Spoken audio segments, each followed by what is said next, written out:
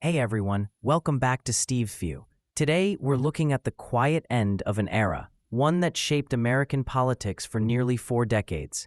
Nancy Pelosi, the first woman ever to serve as Speaker of the U.S. House of Representatives, has finally announced her full retirement from Congress. For some, she's a hero, the woman who held the line against Trump, who stood up for democracy, who broke every glass ceiling in her way.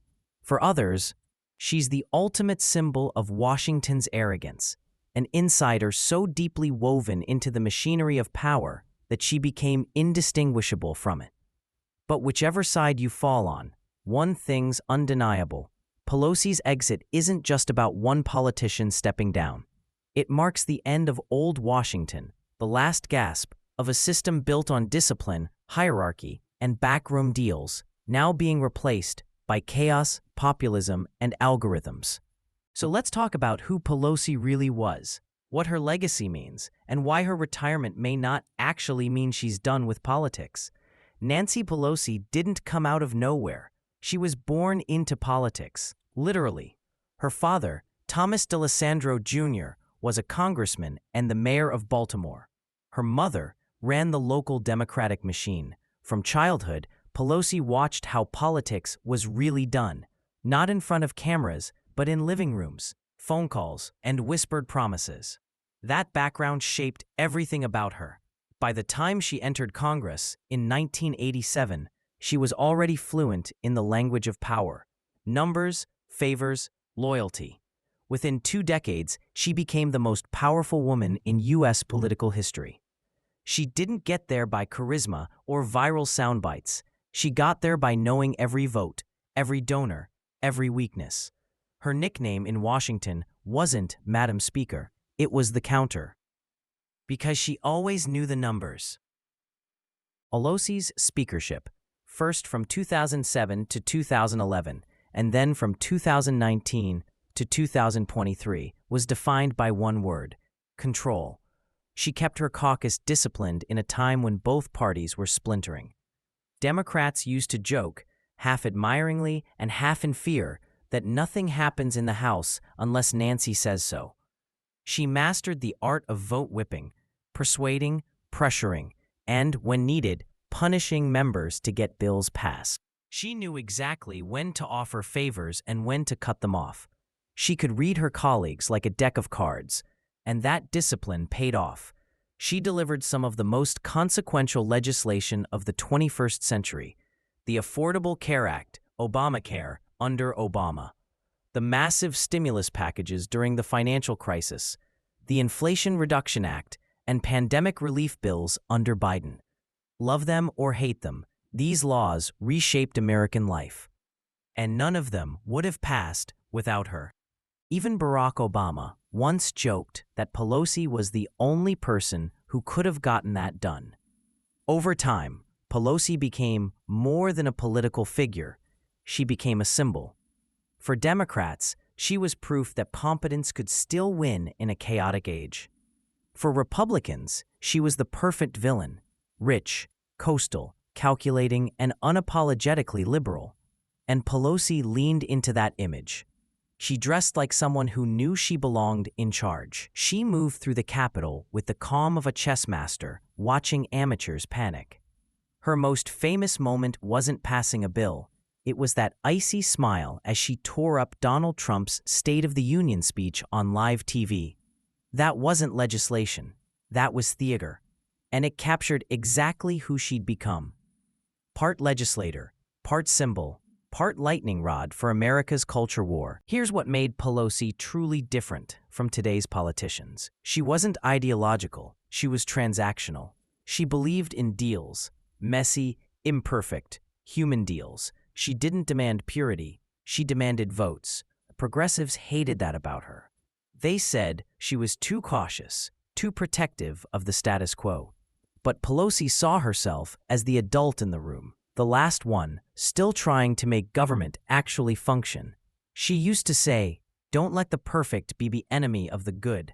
That's classic Pelosi. It's not romantic, it's not inspiring, but it's how laws get passed. In the modern era of hashtag revolutions and viral outrage, that kind of politics feels almost alien. And that's exactly why Pelosi's departure feels like the end of something larger, the end of the old machinery of governance, replaced by a system addicted to noise. When Pelosi announced her retirement, Washington's reaction was almost stunned silence, because whether you loved her or hated her, she represented stability, a figure who still played the long game in a city that now thinks only in news cycles. She came from an era when political power meant knowing how to count votes, not followers, when leadership meant keeping your party together, not going viral for attacking your own side. With her exit, the last generation of disciplined power brokers, people like Harry Reid, John Boehner, Mitch McConnell's older circle, are fading out. What's left behind is a capital city that still has rules but no referees.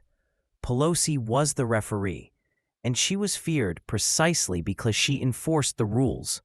Now, without her, even the Democratic Party looks leaderless, torn between a cautious White House, an aging Senate, and a restless progressive base. Pelosi's political discipline wasn't just about keeping her party in line.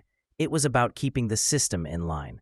She was the one who could still pick up the phone and make deals with the other side, even when the cameras were off and Twitter was screaming.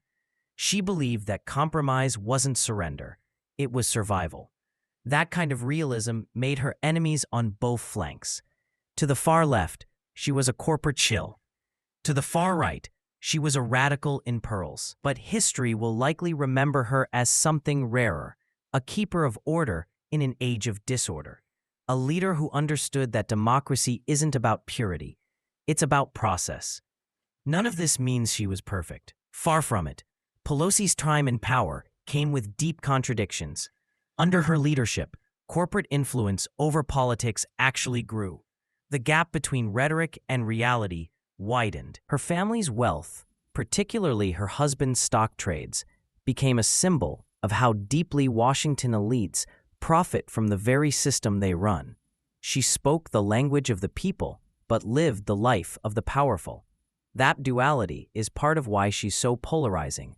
She embodies both the promise and hypocrisy of American democracy.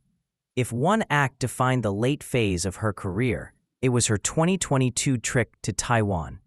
The White House didn't want her to go. The Pentagon warned against it. But she went anyway, a defiant gesture meant to show that America still had backbone. The visit infuriated Beijing and complicated Washington's diplomacy. But to Pelosi, that was the point. It was a show of independence, not just from China, but from her own administration.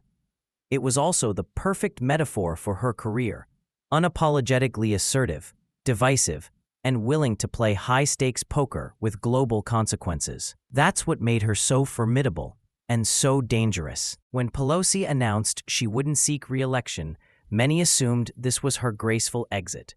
But if you know her, you know that's not how she operates. Pelosi doesn't retire, she repositions. Behind the scenes, she's still making calls, raising money, and mentoring allies. She's quietly shaping who will lead the party after Biden, not through public endorsements, but through her vast network of donors, staffers, and loyalists who still owe her everything. And there's one more layer: succession. Pelosi has long been grooming the next generation, both politically and personally. In San Francisco politics, her influence is still absolute, and her daughter, Christine Pelosi, has been building her own profile as a strategist and activist. Don't be surprised if, in a few years, you start hearing her name more often. Because if there's one thing Nancy Pelosi believes in more than politics, it's continuity. She's not leaving Washington to fade away. She's leaving it to make sure her world, her version of the Democratic Party, survives her. Pelosi's departure closes the book on a political era defined by institutional loyalty, backroom strategy, and long-term thinking.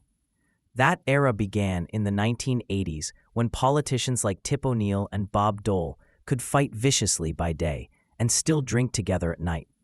Pelosi was the last one still playing that game.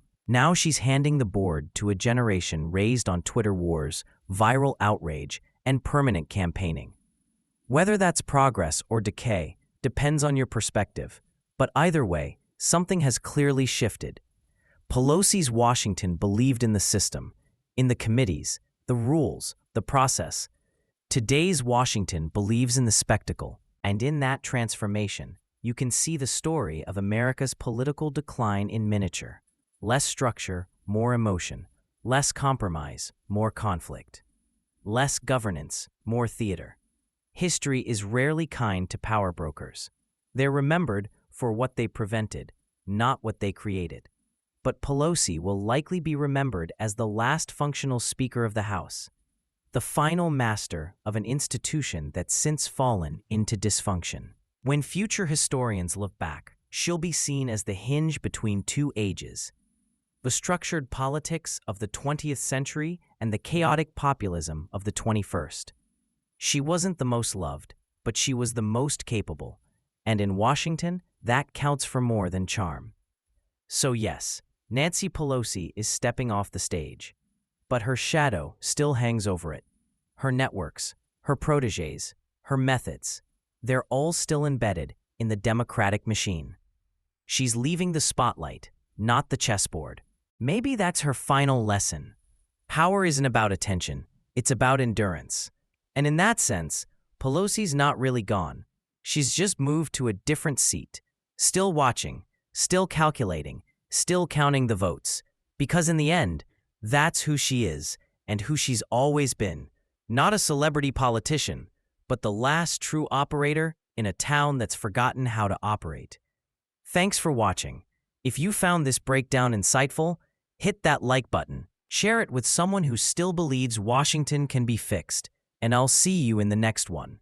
Because whether you love her or hate her, Nancy Pelosi's story is the story of America's power, how it's built, how it's used, and how it never really disappears.